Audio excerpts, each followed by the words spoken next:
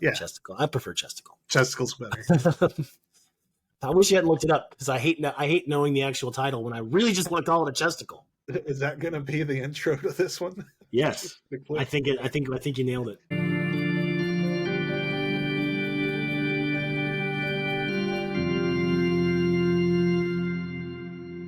Hey everybody, welcome back to Eating the Apple. I'm Jeff. I'm Chris. And we are excited to finally start Exodus. Excited. We got through Genesis, took us 8 episodes, and one of the things that I wasn't expecting for Exodus for me was that it was going to basically be a continuation. They jump right in with Exodus with like basically here's what happened in Genesis, or at least here's what happened at the end of Genesis. That was pretty exciting. Now they don't stick around too long. In fact, like it's the second verse. It's in the second verse where they're like, and they all died, right? So, but nonetheless, I found that pretty thrilling. Chris, have you been doing what kind of reading have you been doing in anticipation and preparation for Exodus? Not as much as I wanted to. I bought a couple of books. One of them ended up being, I accidentally ordered a book for Leviticus and not for Exodus. And you read the whole thing? Not yet. I haven't touched it. Not since I realized. I read the introduction and then I went to get started and I was like, no, this is wrong. Where's Moses? So there's that. And then I reread the Friedman Exodus book. It's not as good as I thought it was when I first read it. Going back through, a lot of it seems to be good, solid information. Some of it's iffy, and almost all of the conclusions, I think, are bad. They are good enough to kind of make you think. You know, it's not a bad book. I'm not saying don't buy it, don't read it, but just you kind of got to keep an open mind with it. It was worth it. Like I said, I read it twice, but that's about it other than reading the text itself. Okay. In anticipation besides the Bible itself, I started the Exodus book that you're talking about by Friedman. Started it last night, actually, just because I forgot that I bought it. So I started that, got through the intro. And then, but I'll let everyone here know that the audiobook is like 5 hours. And so I'm not sure how long it reads. If I were to read it the way I normally consume this type of material, the way I've been preparing, it will be at night right before bed. And it's usually about 2 pages at a time before I just completely conk out. So listening to it in a 5-hour stretch or a 3-hour stretch, if you listen to it sped up, man, it really flies. So I definitely recommend that. I've also it took me 8 or 9 hours tops to actually read it. And then the second time I was going through and I was taking notes on it, and I stopped halfway through, stopped taking notes just because I was tired of it. But it's a quick read. That's good to know. And then also Jewish Literacy, a book by Rabbi Telushkin. And that has been pretty instrumental, as while it gives like an overview of the books of the Old Testament, the things that they say are from such a different perspective that it really provides some pretty good information. And what was the other thing? I've been reading Exodus, a Parsha Companion by David Foreman. Yeah, and Rabbi Foreman. That's the one that I was going to buy and accidentally ordered Leviticus. So yeah, so that's good. You have that for whenever we start Leviticus. And the Exodus You Almost Passed Over, also by Rabbi Foreman. The Exodus You Almost Passed Over and the Parsha Companion were the first of his books that I'd read. I wasn't ready for his writing style, and I have to say there's a lot, but it takes him a while to get there. So it's trying to teach more in a leading you to a conclusion rather than telling you the conclusion kind of way? Yeah, definitely. Okay. That's a good point. Yeah, well, let's start before Exodus 1. What do you think about the authorship of this? What do I think? Yeah, what do you think? Frankly, I think that it was based on what I've read. I feel like it's written by priests and other people with an agenda to make it sound like a continuation of Genesis. But that's not what my Bible says. Yeah, exactly. That's what I was getting at, because the Bible seems pretty clear that Moses actually wrote this, and I'm pretty sure at least at some points it can't have been. Just the way it gets to things, the way it puts things or whatever. But it seems pretty clear that they attribute it directly to Moses, and I just don't see it. Everything else that I've heard from more academic sources, seems that it was written, like you said, by priests and scribes, that collected some older information together and modified it to make it work as a story, but not Moses directly.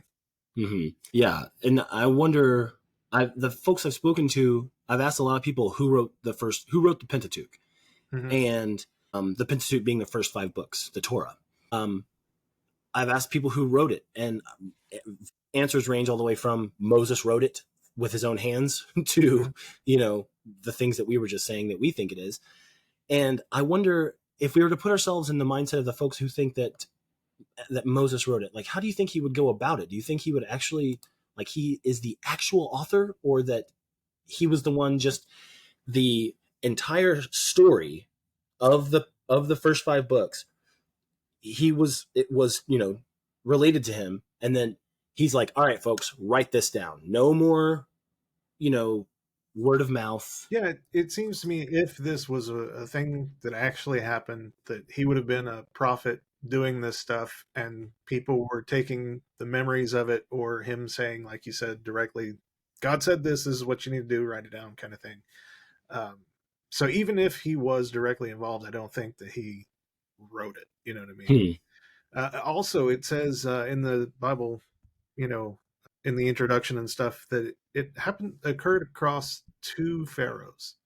Mm-hmm. So there's the Pharaoh that gives Joseph, all of his power, and then a new Pharaoh came in, and it seems to imply that it's the next Pharaoh, but the Israelites are supposed to be in Egypt for 430 years, so that Mm-hmm. that just seems odd. I mean, it can't be the case, but just the way it implies that, it just seemed odd to me.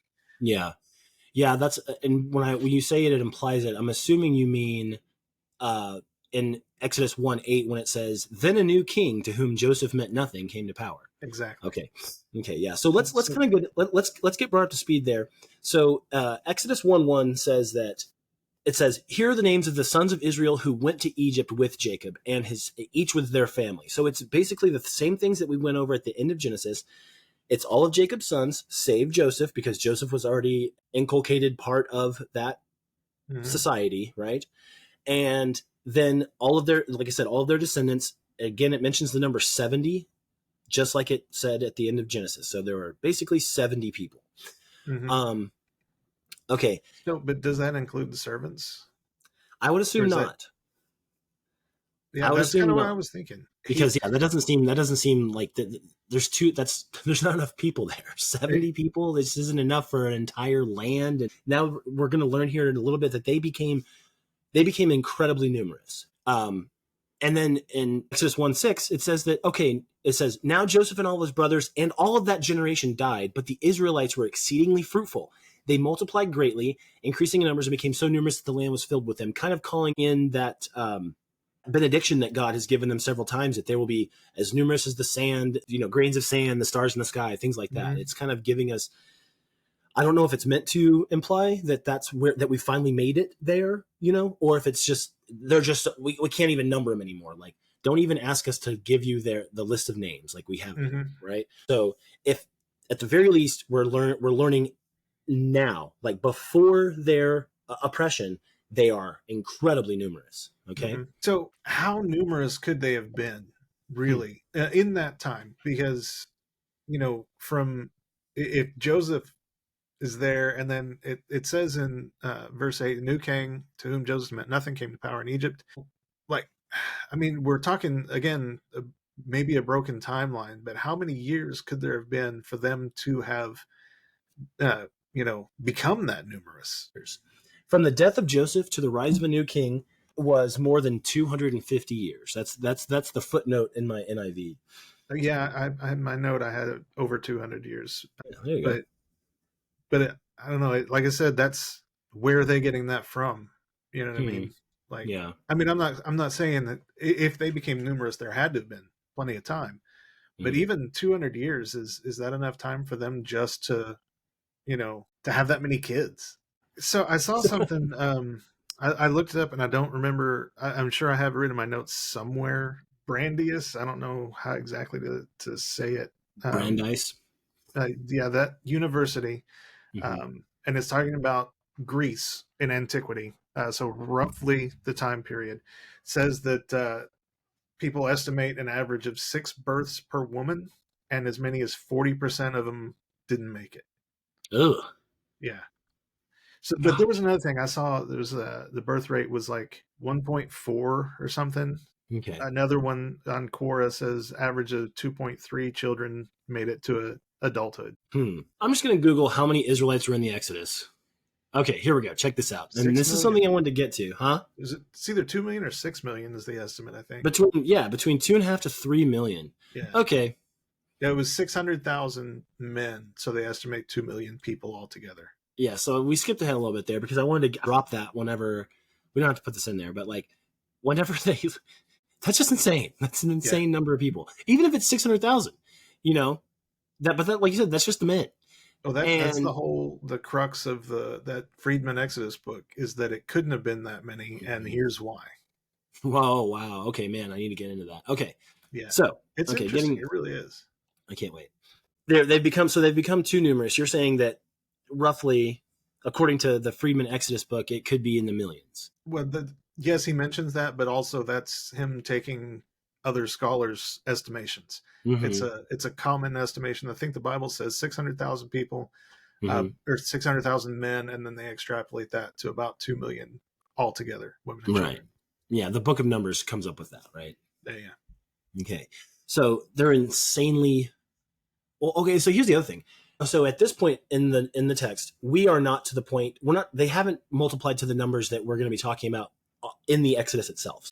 They're so numerous that the Pharaoh is like, geez, that's a lot of Israelites. Mm-hmm. But we haven't gotten quite to that number yet because there's going to be a couple of times in the text where they become more numerous. Okay, so at this point in Exodus 1:8, the Pharaoh's like, these guys are becoming too numerous. If we don't deal shrewdly with them, they're going to become our enemies. Like there's more of them than we can deal with, right? Yeah. So deal shrewdly to me sounds like he's saying that, we need to get a leg up on them. We need to disadvantage them in some way. But it lends to still kind of a transactional thing. Like you would deal shrewdly with, someone you're trying to sell your grandfather's watch to. Mm-hmm. But in this, it seems to be, definitely an oppression kind of context. And I don't know, it's just a disconnect there for me as well. Mm-hmm. Yeah, But I know what you mean. That's interesting. Pharaoh says they are so numerous, though. The Pharaoh says if a war breaks out, they will join our enemies and fight against us. Mm-hmm. So I don't know how many people that has to be for it to be an issue, especially if they're living off in the land of Goshen where they're away from the people because they're shepherds and the Egyptians are disgusted by that. You know what I mean? Yeah, and it's funny that I'm glad you bring up the fact that they're disgusted by them because it's like, crap, we've been treating these guys, we've been telling these folks that we're disgusted by them. They're not allowed to eat with us. Their things they do to honor their god or gods is abhorrent, despicable. Yeah. So yeah, and then suddenly there's like, well, there's a lot of those people that we've been treating like crap. Like that's not a good thing. Should we change the way that we're treating them, or should we just enslave them? Yeah, that's a good way to look at it. Yeah. So anywho, yeah, and like also you mentioned the land of Goshen. That is like, it's interesting because that is if you look at the map, it's like northeastern Egypt. Mm-hmm. It kind of occupies the western part of the pass between Israel or between Egypt and Sinai. Mm-hmm. Like the whole southern Levant there. That's a pretty strategic place. The Israelites stand between Egypt and all of the merchants and whomever from the east. You know what I mean? That's kind of a crap place to put some, even though it's very fruitful. Like that's a very, green, verdant land. I mean, kind of, but they also could have been a little farther south because of what I've seen in some of the like atlas maps in my book and stuff is that the land of Goshen kind of constituted that whole side of the Nile. Mm-hmm. So they could have been a little bit farther south so that, like the what's the word I'm looking for? Not the Silk Road, but like the path that they would take to do trade or conduct war or whatever might have been open to them. They wouldn't have had to go through the Israelites to get there. Well, nonetheless, what I mean is you basically put the Israelites, people that you despise, in the path Oh, of yeah, the that's true. roughly in the path. So like they're adjacent to your enemies, no matter Yeah. whom they are, no matter who they are, whether they be your actual belligerent enemies or just, trading folks that have to deal shrewdly with the Egyptians. That's kind of like, Yeah. it's kind of an No, that's a really it's good not point. very strategic. And I suddenly had the thought that it could have been that the Pharaoh that Joseph worked for slash was the same as, um, trusted Joseph so implicitly. He's like, you know what, take that fruitful land. That's the best land. And then as the generations, kind of continued, the subsequent pharaohs are probably like, what do we do? Why do we do that? I, Well, yeah, I mean, I could see that. Pharaoh saying, they could be a buffer because, we're treating them so well, they could be on our side and be a buffer. But Mhm. yeah, I could see that. So then the Egyptians put slave masters over them to oppress them with forced labor. We're on Exodus 1:11. They built Pithom and Ramses as store cities for Pharaoh. Ramses being a city more on the northwestern side of the Nile. Hmm. So okay, um, Okay, but so just real quick, mhm. I did a little looking in here because it says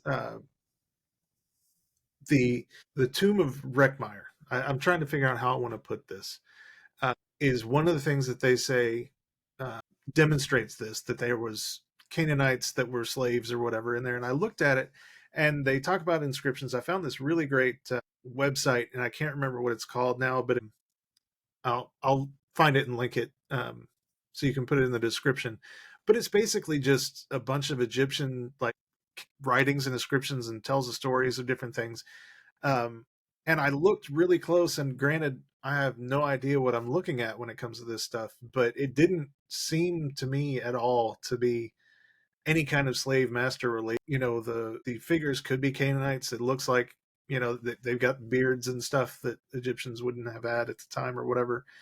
I mean, even tribute was like a thing. There was the Egypt in the Bronze Age was a huge territory, and a lot of that was not like Egyptian citizens or whatever. It was just other kingdoms that paid tribute to Egypt for their safety or whatever, and trade partners and everything else. They would provide by law a tenth, or not a tenth, but a portion of their income and their grain and stuff, and they would also send people to work for them or join the fighting force if needed. And so that could have been what that was saying. And I'm struggling now to remember where I came up with that tomb of Reckmeyer. Um, Hmm. I thought it was in the Bible itself, but I guess I'm not seeing it now. So they must have come from another source. Yeah, I'm not Uh, seeing it in your notes either. yeah, it's 111. Yeah. It, you know, I mean, that's what my note is Uh, listed, but the source is not. I should have been more specific. Specific. Okay, well, while we were looking at that, let's see. It does. So in 11:12, it says, the more the Israelites were oppressed, the more they multiplied and spread. So the Egyptians came to dread them and worked them ruthlessly. No real context for that. How is that the case? It's I got to mean, be God. I think it's just an implication that God has made them. What's the word I'm looking for? hardy. Yeah, God's blessed them. That's what I'm looking for. They've Mm-hmm. got God's blessing in all things, and everything that they do. Everything they touch Mm-hmm. turns to gold. Essentially, Mm-hmm. I think is kind of the implication. That's so interesting because I mean, not to directly rebuff that particular Hmm. point, but I feel at this point God is nowhere to be seen. Yeah, no, doesn't seem to be. And so, yeah, the more they were repressed, the more they were multiplied and spread. That's an interesting point. I just don't know. I've heard people say that it had to be this way because God needed to teach these people a lesson, make them really understand, prepare them for being God's chosen people. But that's not in the text anywhere. It's you kind of have to retcon it to make it work. Hmm. Otherwise, God's just being a dick and letting them go. Right. That's the hard part for me here. Is Hmm. we'll get to it later, but where is God? God doesn't. He's nowhere until much later after all of this suffering. So, and that's the frustrating part for me is like just in my own ontology, like Hmm. what is like the nature of this? Like what is this existence anyway? So okay, they made their lives bitter. The Egyptians made the Israelites' lives bitter with harsh labor and brick and mortar, with all kinds of work in the fields. And all their harsh labor, the Egyptians worked them ruthlessly. So they're making having to make bricks. Whereas presuming that this is part of the brick industry that the Egyptians have that fuels their prodigious building of monuments, right? Mm-hmm. And tombs to their pharaohs. Okay, the king in 15, the king of Egypt said to the Hebrew midwives, whose names were Shiphrah and Puah, when you're helping women, Hebrew women, during childbirth on the delivery stool, if you see that it's a baby boy, kill it. But if it's a girl, let her live. Mm-hmm. You have a note here, but let me get to the end of this little bit. The midwives feared God and did not do what the king of Egypt told them to do. They let the boys live. And then the king of Egypt summoned the midwives and said, why did you do that? I explicitly said, murder the young babies, Mm-hmm. but you let them live. What did you note pertaining to there? So the Friedman book, I believe, is where I got this, saying that specifically those two women have Semitic names. It's not Egyptian names. So I was just curious why, if you're trying to oppress these people, are you allowing them midwives in the first place, especially of their own people? If you want them to kill the male babies, do you think you would have your own inside guys doing the job? I had the same thought reading this. I'm wondering, like, what do you expect? And by what means? Like, Mm-hmm. kill them how? Do you want me to, like, take the people, like, these blessed little beings, and just, like, dash them against the ground as soon as they're Well, born? Like, what are you expecting? I know I was taught back in the day that they were supposed to be drowned in the Nile, and I don't Right. remember if that comes from elsewhere in the Bible or if that was just, some more retconning stuff. I would Uh, have loved for that to have been actually brought up here, because that would make I think sense. we might get to it because I don't think they just made that up out of whole cloth. Right. But I mean, They if could so, have, when but so it would be great if, instead of kind of like by means of so, spoiler alert, the Israelites eventually make it to Canaan, but in much the same way, it's not in the way that we were promised. Like, we get there, but it's not without trials, right? mm-hmm, It'd be interesting if they put in the text that the babies were supposed to have been drowned in the Nile when Moses was put into the Nile in mm-hmm, a basket of tar and pitch or whatever. That would mm-hmm, be cool. That'd be a neat thing. Like, he was delivered. His deliverance yeah, was via the same means of the others, destruction, means of destruction, but he's saved. You know what I mean? mm-hmm. That would have been fun. But instead, we're just like, hey, Hebrew midwives, especially you two, when the babies are born, kill them. They're just like, sure, Pharaoh, we'll get right on that. Okay, so the midwives said to the Pharaoh, after he asked them, why did you do that? They were like, well, and what's interesting is, More instead of saying, lying. yeah, exactly, he's like, instead of being like, because you asked us to murder children, that's why. Yeah. They said, well, so the thing is, Pharaoh, these Egyptian women, they're vigorous and they give birth before we can get there. We, that's just bad timing on the midwife's part. They're just like, Yeah, yeah. and the Pharaoh's supposed to be like, okay, granted. Yeah, so So also, was it just two midwives for all of these people, or are these two midwives in charge of the midwives, or how does that's a that good work? point. It could just be that these are two particular midwives, that these are the two midwives closest to the Pharaoh. So these are the two with whom he has, like, a direct Yeah, consultation. perhaps. Um, and because of Shiphrah and Puah were, defiant and to the Pharaoh, God made the Israelites more numerous. That's And gave them families too. Yeah, that's true. And because they feared God, he gave them families of their own. So I guess Hmm. they kind of, like, just traded off midwifery there. Oh, here it goes. No, no, no. In verse 22, it does say that the Yeah. boys should be thrown into Yeah. the Nile, Well, but this is that was after. after, right? Yeah. Yeah, So the Shiphrah and Puah, who knows? He gave him a small shank or something. yeah. But I'm then guessing. after that, when the Pharaoh's really pissed, he's like, "All right, just throw him in the Nile. You don't have to kill him. Just throw him. Just put him in a bucket and throw him in the Nile or something. I don't know. I'm sure it's a despicable way of killing people. Like, it's not fun either way. Hmm. Let's see. All right. Good point. So that takes us to the end of chapter 1. We did it. It only took us 33 minutes. Let me see. Let's move on to Exodus 2. Crap, I forgot I had Rashi open here. I could have been looking in to see what that 18th century rabbi had to say about all that. And yours, chapter 2. Anything you want to summarize? Anything else you want to say about chapter 1? No. Okay. So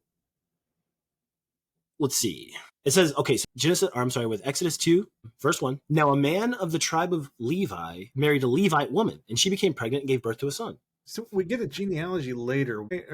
Why are they not named other than it being a man of the tribe of Levi? Yeah. Yeah, that's a good point. I'm not sure. Yeah, because you're right. I think in 6 or whatever it was, they're Mm-hmm. gonna list off all of the people. Yeah, it's in chapter Yeah. 6. And we have to flip back and like put the names on the people, just plug them in. Like, go ahead and say that, you know, it was friggin' Amram and Jochebed, you know, who was Amram's Aunt. aunt. Yeah. Like, Yeah. Aunt. okay. So anyway, so Amram married Jochebed, his aunt, and she became pregnant and gave birth to a son. When she saw that he was a fine child, she hid him for 3 months. Good thing he was a So, fine child. yeah, I was about to say, is she just going to be like, well, okay, you can have this one if he wasn't, you know? Yeah, I don't know. Uh, And if he there's a wasn't footnote. yeah. Go ahead. No, you go ahead. That because I was just about to get to the footnote. Yeah, so the footnote says that like what they mean by fine child is he was no ordinary child. The account of Moses' remarkable deliverance in infancy foreshadows Israel's deliverance from Egypt that God would later effect through him. Okay, so great.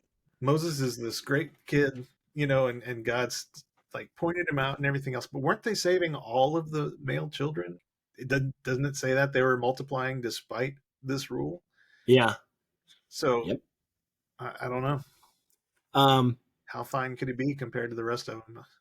so she hid him for 3 months, gave him a little bit of a head start, I guess. He became Mhm. so she couldn't hide him any longer. He was too big, too whiny, too fussy, or they ran out of diapers. She got a papyrus basket and coated it with tar and pitch. And then she Mhm. placed the child in it and put him among the reeds of the bank of the Nile. So, do you think this is a allusion to the ark, or was Yes. it just a necessity that it had to be, reeds and covered in tar and pitch? So there's actually a note about that there was, I can't remember if it was Rashi. There was someone somewhere said that this was an analogy with the ark. Yeah, It was yeah. a I think that's kind of common knowledge. okay. So, but then what's your question? I'm sorry. Well, it just seems like it. So it's a story. Obviously, I don't think this is something that actually happens. Of course, it's an allusion to the ark, especially once you get into some more of the other details and stuff. But it just seems kind of necessary if you're going to try to save this child by putting it into the water in a little boat. You'd have to make it, with tar and pitch. The reeds are what you've got. You know what I mean? Mm, Especially if you want to hide it, you're not going to make it out of fine wood and gild it and everything else. Yeah, I hmm. don't know. Yeah. So let's see. So Rashi says that the clay and pitch was on the outside and clay on the inside, so that the righteous person Moses would not smell the foul odor of the pitch. Don't want the baby to be crying in the river. He also says this is interesting because I was just being a little snarky butthead about how they couldn't hide him after 3 months. Hmm. She bore him for only 6 months, and they so after the 3 months, that's when the 9 months of gestation were complete. So he was outside of the womb for the final 3 months, and that's at that point she had to get rid of him. It's like, okay, I've been given these 3 months to like kind of nurse my baby, but now that the 9 months are up, I have to have a reason. I have to not have this thing anymore. Like they're going to Hmm. come around checking with their ledger and say, oh, you shouldn't have a baby, and you should also not be pregnant. So, that's what Rashi is saying here about that. Yeah. Anyway, yeah. Okay, here's what's fun. The Pharaoh's daughter is down in the Nile to bathe. Now this is what's her name? Hemseth shit or something? Did you Yeah. did you look up the queen's name? No, I didn't. I Hapseth should have. shit. Yeah, something like that. I don't know how to So pronounce it. she doesn't get a name in the text. So she's in the water bathing. Her attendants were walking along the riverbank. Oh, I'm sorry, I missed Exodus 4. His sister stood at a distance to see what would Hmm. happen to him. We're talking about Moses' older sister watching what happens to the baby Miriam, as yeah. they. Yeah, okay. So, and I'm wondering if in chapter we don't know what her name is. We don't get that. Hmm. Okay. Then the Pharaoh's daughter went down to the Nile to bathe. Her attendants were walking along the riverbank. She saw the basket among the reeds and sent her female slave to get it. She opened it, I'm assuming the slave, and saw a baby. It was crying. She felt sorry for him. This is one of the Hebrew babies, she said. We know that why? Because it was Circumcised. circumcised, I guess. It was also Yeah. naked in the I reeds or in the I thing. can't remember where I got it, but these are people that are all living in the same general area, so while I think there would be some kind of genetic differences that you could see, for the most part, I think they were all similar enough looking that you probably could have gotten by with it, other than the circumcision. Hmm. I could be wrong, but Well, that's the way it seemed to me. yeah, I don't see anything wrong with that necessarily. Okay, then his sister asked Pharaoh's daughter, are we talking about Moses' sister? How did she jump over the river? Is it downriver? Like what did Yeah. river not did Moses, is he just like stuck in the bank or did he float down the river? I don't know, but you would think that because they're in Goshen and the Pharaoh's going to be on the other side, that there would be some kind of, maybe as a low spot she could cross or something. But Sure, maybe. Okay. And yeah, okay. Thus, then his sister asked Pharaoh's daughter, with whom she has a direct counsel, no introduction necessary, shall I go and get one of the Hebrew women to nurse the baby for you? She said, yes, go. So the girl went and got the baby's mother. She knew exactly where she was. Now, this is according to I the mean, text. She it's knew his exactly sister. where she was. Yeah, well, yes, that's true. That's her. She went and got her own mom, Yeah. right? But okay, Rashi says is that this is meant to imply that she went around asking, and she finally got to Shepla or whatever her name is to, I'm sorry, Shekinah, because that was her destiny, was to speak with her.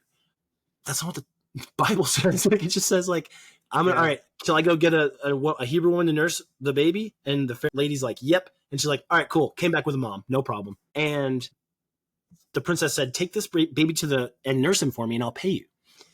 So the woman took the baby and nursed him. When the child grew older, she took him to Pharaoh's daughter, and he became her son. So I'm not sure how much older he is, but past weaning age, like he's moved Mhm. on to eating those little Cheerio things that Yeah. Had babies to have move been. on to. And she named him Moses, saying, I drew him out of the water. So Moses means I drew him out of the water. Yeah, kind of. Yes, it's according to the notes, it sounds like it. Moses is actually an Egyptian name. You can see it all over. There's pharaohs. There's I think there might even have been a god with Moses in his name, but like Moses is an Egyptian name, and it just happens to sound similar according to Mm-hmm. this. Yeah. Yep. Yeah, it's kind of a play on words, right? And according to the Friedman book, only Levites have Egyptian names. Huh. So I'm assuming, and I could be wrong about this because I don't know these names very well, but his parents and all of those other people, because they're all Levites, would have had Egyptian names.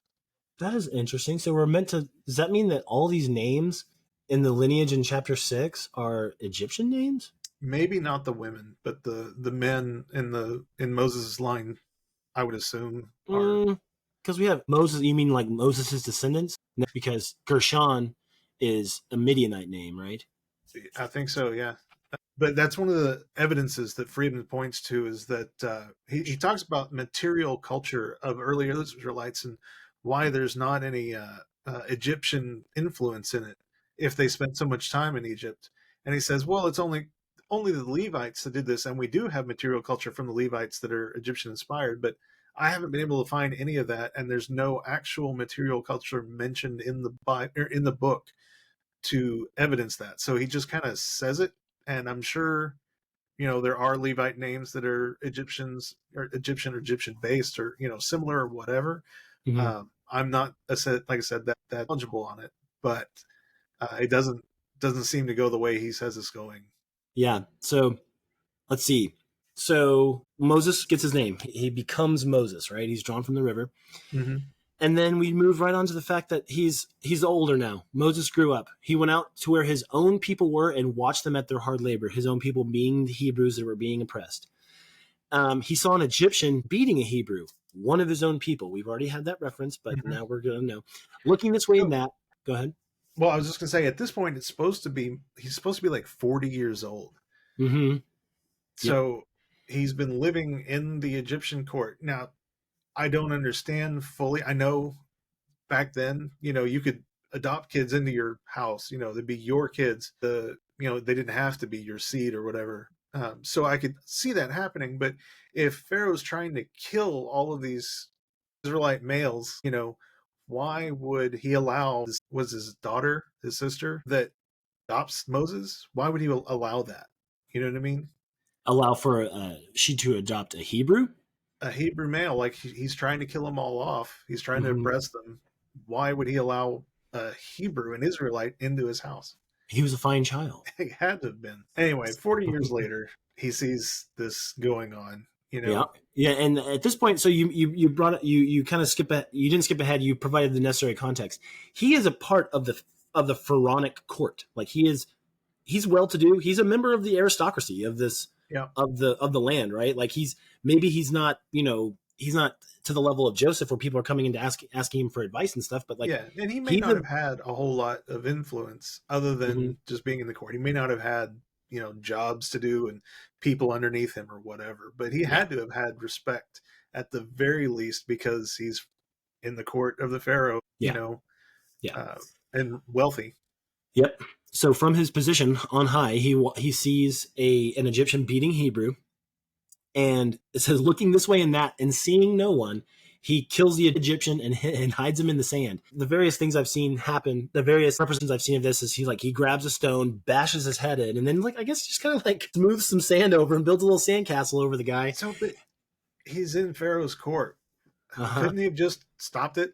Hey, Yeah. you, Yeah. He was just so overcome with the rage and anger I of seeing guess. one of his. But we don't. But that seems like something a teenager would do, not a 40-year-old, you Yeah, know? and we don't really get we haven't seen exhibited up to this point like any kind of you know feeling of oneness with these people. It says he's hit one of his people, so on and so forth, but suddenly he's 40 and he has this Yeah, desire well, to we should explain. It doesn't say at this point that he's 40, right. but you kind of go further in the story and do the math backwards. He's probably 40, ish when this happens. He's 80 whenever it's revealed whenever when the burning bush thing it's revealed that he's 80 and Aaron is 83 when that Hmm. happens. 40 years in exile and he's about to leave.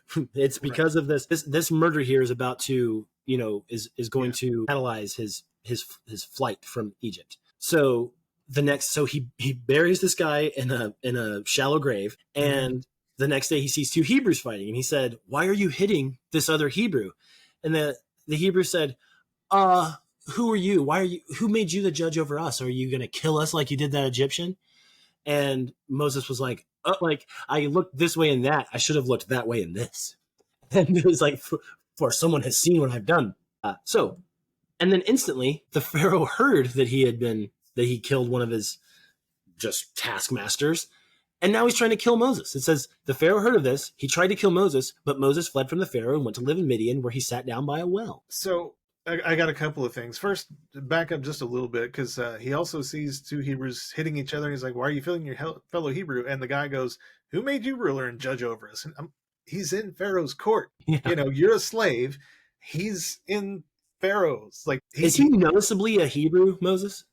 I don't know. That's the thing. Like that's why I said I don't know that if they're similar enough. But like I don't know. He's going to be dressed much better than these Hebrew slaves. All this other stuff. It seems so weird to me. He But might have like a Hebrew. He might have like an indicative beard or something. maybe. But yeah, Again, the Pharaonic court would not have had that. They're all very yeah, smooth. Like they've practiced, like they oiled their skin and mhm, shaved their bodies and stuff. So yeah. I can't remember what they're called. He was probably wearing a breast. What do they call those? It's something very obvious, but I can't think of hmm, it. Anyway, hmm, he's probably wearing all that. But then so the Pharaoh tried to kill him. hmm. Don't you think his mother could have had at least some kind of sway over that? Yeah, He's yeah, I, yeah. I don't know. Could you It's not just so absurd. kill my son? But he killed this lowly person. Well, by all means, murder him. That makes sense. Or maybe it Yeah, was just the Pharaoh is just like seething for the last 40 years, and he's just looking for any excuse to let him have it. I And Moses guess gave like him. Moses crossed that line, the very line that he needed to cross in order for the Pharaoh to be like, "Okay, you got to and go." crossed it in a big way. He didn't just step one foot into the he dove head first in. He bashed someone's head in with a rock. Okay, so anyway, so like I said, this is one sentence in the Bible, folks. The Pharaoh heard of him killing the slave master, the slave driver. Hmm. He tried to kill Moses, but Moses fled from the Pharaoh and went to live in Midian, where he sat down by a well. So Midian is 600, if not more, miles away. Yeah, it's Saudi Arabia. Yeah, went across the Sinai Peninsula. He basically crossed two seas. Didn't cross the seas, but like he He could have gone north around them, he obviously. definitely did. Who But what I'm knows? saying is like he crossed the path. He crossed like enough Earth to where there Oh were yeah, two separate seas. You know what I'm saying? yeah. And like it's so just like in Exodus chapter 1 when one sentence summarized several centuries of time passing, Hmm. this one sentence doesn't just summarize the time passing. It's like a little bit on the end where it's like, and then he ran for 600 miles and sat down by a well. Like, Yeah. okay, sure. Like, moving on. You know. Yep. Okay, now a priest of Midian had 7 daughters, and they all came. They didn't say all. They came to draw water and fill the troughs of their father's flock. Some of the shepherds came along and drove them away, but Moses got up and came to their rescue and watered their flock. Now, what we're learning about Moses here, go ahead.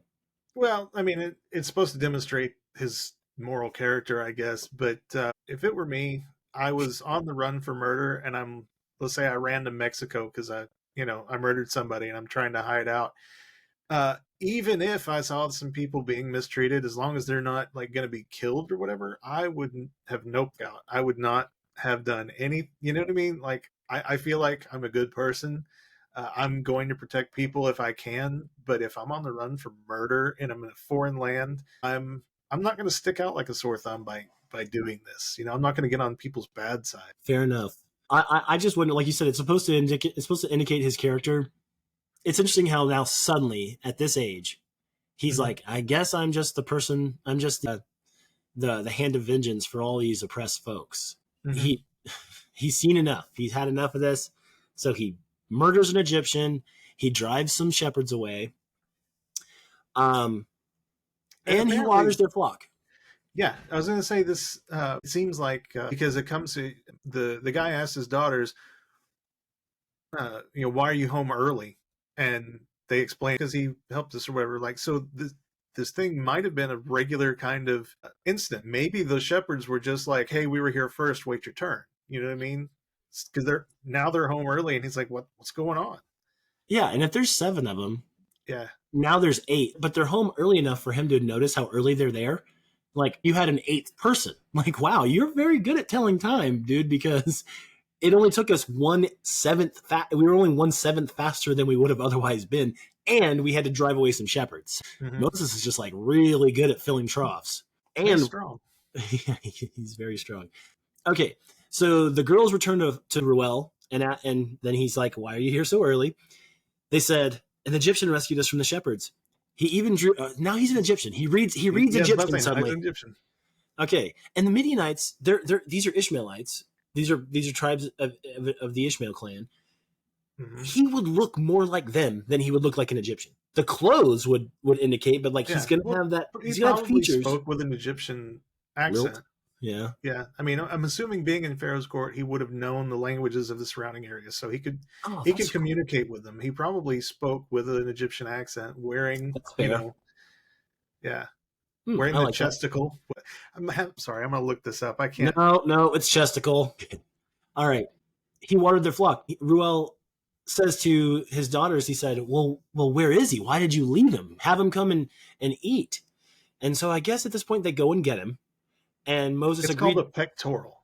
Okay. Pectoral makes sense. I told you it makes sense. Yeah. Yeah, Chesticle. I prefer chesticle. chesticle's better. I wish you hadn't looked it up because I hate knowing the actual title when I really just want to call it a chesticle. Is that gonna be the intro to this one? Yes. The clip. Okay. I think you nailed it. So Moses agreed to stay with the man. So again, we do this thing where we just like have all this stuff happen in one sentence. Yeah. 11 words. I don't know. Moses agreed to stay with the man who gave his daughter Zipporah and Moses to marriage. I thought his father-in-law was called Jethro, not That's Ruel. his. We'll learn later his name is Jethro, but yeah, Right. and it's also, I think it also says later Jethro, who was Ruel. Like it's Does it? interesting. Yeah. I So must have missed okay. that. So Zipporah, which also, by the way, Zipporah is like an earlier version or like a different version of the word Sephora. So we Mm-hmm. have it's an interesting thing that we have that makeup company Sephora when there's kind of a basis for that name here. She gave birth to a son. Moses named him Gershom, saying, "I've become a foreigner in a foreign land." I wonder if that is what's the He was word for all whenever? ready. Yeah. But he had an uncle named Gershon, and I thought that's interesting that he So named his son Gershom. Sephora means it is Hebrew, according Hmm. to Google. Oh, Sephora. Okay. And it means bird. Bert? Bird? Bird. Huh. Okay, cool. Yeah, I just thought that was interesting. She's a bird. Yeah. So it says during that long period. I don't think I'm assuming that long period is referring to is the period of his exile, not the period between him leaving and him having a kid, right? No, I think that's the way it reads to me. Is Okay. the number since he killed the guy and he Uh-huh. fled, that long period. Okay, fine. So anyway, in that Israel, the king of Egypt died. I think that was supposed to be, according to the sources I've read, it's supposed to be Tutmos the second. Um, Yes. Again, with it, the Moses thing. well, so you and I just watched that Oh, documentary where they said that oh, the names of the pharaohs who have the suffix Mos, the Mos on the pharaohs' names is a reference to the fact that they were related to Moses, not having that had nothing to do with the river, the very freaking life giving thing that they were all accustomed to. You know, I love that documentary so much. It what is was it so called? bad. It was a timeline documentary. Yeah, it's a timeline Timeline. documentary with James Cameron. Yeah, And, he was granted, clearly the producer. he's just a producer, but he was in it a little bit, and Yeah. he's like, I think this guy's got it right. But yeah, no, it's like the Pharaoh that this next one was named. Tutmos What the was it? third. No, it wasn't Tutmos. It was something else. It was Well, he had a different name. I think it's the Ob same pharaoh. Obmosa or something like Yeah, that, but I think it's the same and it person. meant brother of Moses. And I'm sitting Hmm. here going, what is going on with this? You know what I mean? That Yeah, there's no way that's true. No way, yeah, man. that's not. If anybody's watching this, we'll put a link to the documentary in the comments or something. Watch it. It is so bad it's good. Man, I think I'm gonna buy it on DVD. I really do. That and the Noah movie with what's his name? Russell Crowe. Yeah, Russell Crowe. That so bad it's good. Okay. So yeah, it doesn't. Amos was the founder of the 18th dynasty, but that's what we're supposedly getting into here is the 18th Yeah. dynasty. And then so who was? Let's see, Tutmos the third was the I think sixth. He was the sixth pharaoh of the 18th dynasty. Okay, so I'm wrong, yeah, but yeah. So Amos came up next. yeah. And it supposedly means, brother of Moses. Hmm. Ridiculous. Yeah, it wouldn't really. So according to Wikipedia, Amos means the moon is born. Yeah, Aya is exactly. born. Yeah. So all right, that's the end of chapter 2. Not Well, bad, not bad. God heard their groaning, and Oh, he's like, "Yeah, I forgot to have a covenant with him. I'm gonna remember him now." unreal. Yeah, Like and so what the God heck? looked on the Israelites and was concerned about them. Like, Yes. where were you? Where were you? 300 years? This is 300 years if not more. 400 years, right? It's supposed to be. Like yeah. So like now what have you been doing? I don't know, man. Not trying to question God. I'm not trying to question Yahweh or the Lord, but like you said, you've made this covenant. Why? And Supposedly, I've said this this is before the in this only podcast. covenant. Like, nobody else. These are Nobody. your chosen people. Okay, so you It's like a are kid whose Yahweh, favorite toy, like falls behind the toy box and he forgets it for 6 months, and and he's he like, just sits "Where there. did Yeah. I was doing something. Oh yeah, where I was did playing that Momo one go?" thing. Yeah. Yeah, So okay, so yeah, you are the Lord. I don't want to upset anyone by saying Yahweh, but you're Yahweh. You have created these people, put them through all these. They have upset you. You've killed all but a couple of them. Started everything up again, and now you have a divine lineage that you have promised each and every person along the way. This is the one. This is the thing that's going to happen, and it's going to happen. hmm Trust me, I'm the Lord. And every one of them are like, "Are you sure?" And they're like, "Look what I have done. Who are you to yeah, question me?" exactly. Then he delivers them all to Egypt. God told them to go to Egypt. He visited Jacob on his way. He's like, "Don't be scared." He's like, "I He know." made him so prosperous that Pharaoh put Joseph in charge of He did that at the everything. same time as Jacob was just despairing. He's like, my son.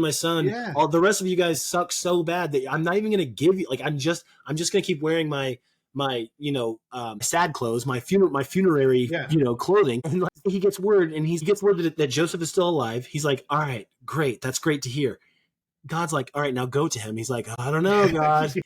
And he's like, look, just go, it's gonna be fine. He's like, but I'm in the promised land. He's like, so okay, at that point, God knows all of this stuff that's going to happen, all these things that we're reading now, all the things that are going to happen in the future 500 years hence. He knows all these things are going to happen. So he's like, go, it's going to be fine. So I Well, guess it was God fine for him. yeah, I guess God at this point is willing to let them suffer. He's like, I Yeah. know what's going to happen, blah, blah, blah. I know what's going to And, happen. you retcon it, they had to suffer for whatever Uh-huh. reason you can come up with. But, I can imagine a God that knows all this, that can make it happen without it being, and it's kind of the problem of evil. But, your God's omnipotent. There's no purpose for it. There's no reason. And so let's just say what would have happened if Joseph hadn't been convinced to go to Egypt? If he had died beforehand, if he had said, I'm just happy to know that my son's alive. I have proof of it. My sons wouldn't tell Well, me for otherwise. him, it doesn't matter. Joseph was already in Egypt. He was, sold into slavery and put into Egypt. So, Did I say Joseph? God I meant had to say his plan. Jacob. Yeah, I knew what you meant. Okay. But he's already there, so it doesn't really matter if Jacob goes. Okay. That's what I want to know. Then why make him go? If it doesn't matter. So the whole point is we want to do this big circuitous thing where they go to Well, Egypt. Joseph kind of wanted his brother. I don't think he cared about his dad. I remember we talked about Oh, that he in the wanted last Benjamin. episode. Yeah, he wanted Benjamin. I don't think he mentions ever wanting his dad, but his dad ends up going anyway, and they're happy about it. But Mm-hmm. whatever. So yeah, so God's purpose could have been accomplished at that point. Doesn't matter. Joseph's the one in Egypt. Well, I guess Levi has to be in there as well for Moses to come around. But But we don't need Moses if Jacob stays in Canaan. I We don't don't. I don't follow. So Joseph. So okay, Jacob. Okay, I see what you're saying. So Jacob could have had his kids and had their lineage stay. Yeah, you're right. Absolutely Because right. what do we have? We have all of these kingdoms, none of which apply to Joseph. Now, I guess Ephraim and Manasseh, we need their kingdoms in there, so we need a way for Joseph's sons to be delivered to Jacob in some way. Mm-hmm. But we have to do all this slavery, just for those two kingdoms that they're not Judah and they're not the northern. I mean, I guess they're technically the northern kingdoms, but are those? I guess technically those are the Israelite kingdoms that we hear about. There's the Judah kingdom, the kingdom of Judah, and then the kingdom of Israel. But and Ephraim and Manasseh are considered parts of the kingdom of Israel.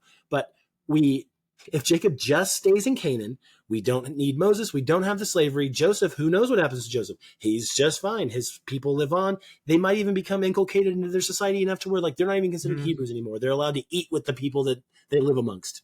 But this is just a story. It's all retcon to make all of these different tribes fit together, to give these disparate peoples a common history, common, religion or whatever. This other book that I'm reading, Why the Bible Began, is really interesting because it's trying to tackle the why and not the how or the who or whatever, because other people have already done that. And it really makes sense. Like the people that wrote the Bible down, whether not saying composed it necessarily, but the people that collected all this other stuff and wrote more and condensed it all, they were trying to unite these people as a people and not as a nation. You know what I mean? That separate, it's like saying I'm a Christian, not an American kind of thing. You know what I mean? Sure. You can be both, you can be separate, but that's what they were trying to do.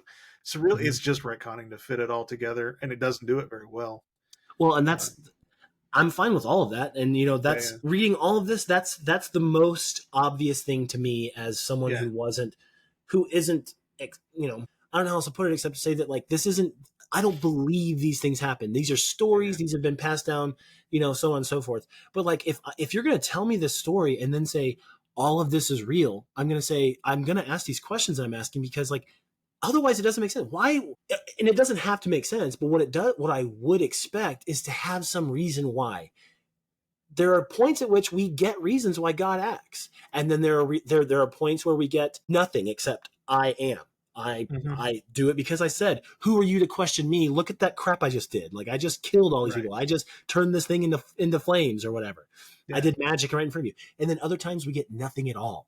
Mhm. So what are we to, why can't we at least at some point stop and say, I mean, I'm not saying you and I'm saying people who are, say you and I are, we're trying to become Christians and we're looking to this and we're saying, okay, you want me to believe this, help me understand it. And they're like, next chapter. And you're like, no, like stop, let me see what there is here. And you're like, no, sorry, that's it, you Yeah, know? well, I mean, to be fair, if that was the case, they would probably refer you not to the next chapter, but to the New Testament, and then see that's if you see it in light of this that's coming, then this makes more sense, and it's all retconning. It's they're trying to At make this it fit. point, yeah, yeah, I agree.